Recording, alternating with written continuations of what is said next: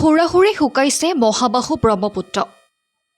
আঘোণমহীয়া ব্ৰহ্মপুত্ৰৰ বুকুত এতিয়া তৰপে তৰপে পৰিছে বালিচৰ। যেন মৰুভূমিত পৰিণত হৈছে মহাবাহু ব্ৰহ্মপুত্ৰ। গভীৰ হৈ পৰিছে ব্ৰহ্মপুত্ৰৰ জলপৃষ্ঠ। বন্ধ হৈ পৰাৰ উপক্ৰম হৈছে আভ্যন্তৰীণ জল পৰিবহণৰ ফেৰীৰ চলাচল। সঘনাই সলনি কৰিবলগীয়া হৈছে গুৱাহাটী উত্তৰ গুৱাহাটীৰ মাজত থকা তিনিটাকৈ ফেৰীঘাট। ইতিমধ্যে বন্ধ হৈ পৰিছে মধ্যম খণ্ড ফেৰীঘাটটো। 1.5 কিলোমিটাৰ পৰ্যন্ত খোজকাঢ়িব লাগে ফেৰীঘাটলৈ আহিবৰ বাবে। এনেদৰে থাকিলে এদিন হয়তো খোজকাঢ়িয়েই ইপাৰ সিপাৰ হ'ব পাৰিব ব্ৰহ্মপুত্ৰ। চিৰ প্ৰবাহমান ব্ৰহ্মপুত্ৰৰ বৰ্তমান অৱস্থাই শংকিত কৰি তুলিছে সকলোকে। আনফালে বালিচৰ বৃদ্ধি হোৱাতে ইয়াৰ এতিয়া অবৈধ বালি মাটিৰ সাধনো চলিব বুলি আশংকা কৰিছে স্থানীয় একাংশই। লোৱাৰ আছাম ব্যুৰো পংকজ নাথৰ ৰিপৰ্ট, ৰাইজৰ বাৰ্তা। দেখা নাই এতিয়া কম মানে আমাৰ ক'ব লগা ভাষাই নাই।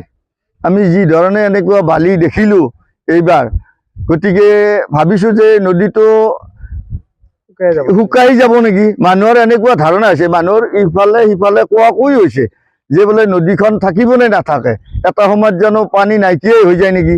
এনেই গুৱাহাটীত পানী নাই, পানী পাবলৈ নাই। গতিকে ব্ৰহ্মপুত্ৰ শুকালেতো মানুহ পানীৰ কাৰণে হাহাকাৰত মৰি যাব।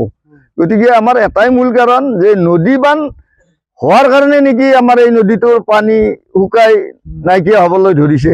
এইটো এটা মানুহৰ মুখে মুখে মানে এটা প্ৰশ্ন আহি পৰিছে। আপোনাৰ কি ঘাটৰ কি অসুবিধা হয়?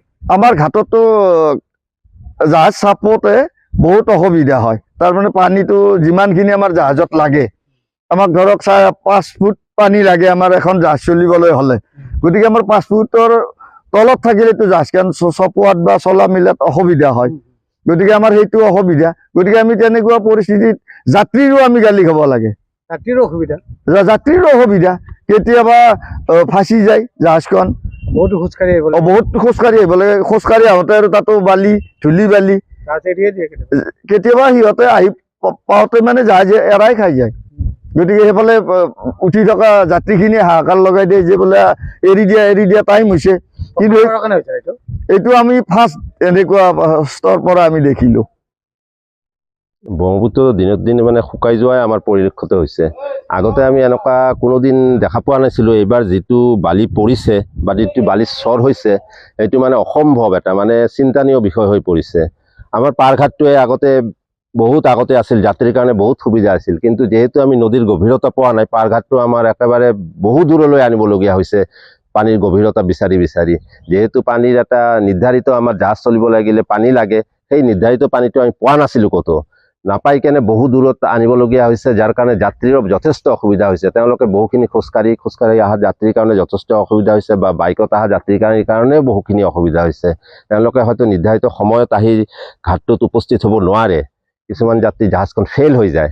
আমাৰো বেয়া লাগে তেতিয়া। ব্ৰহ্মপুত্ৰৰ এনেকুৱা অৱস্থা হৈ গৈছে। কেইদিন পিছত খোজকাঢ়ি যাব পাৰিব গুৱাহাটীলৈ?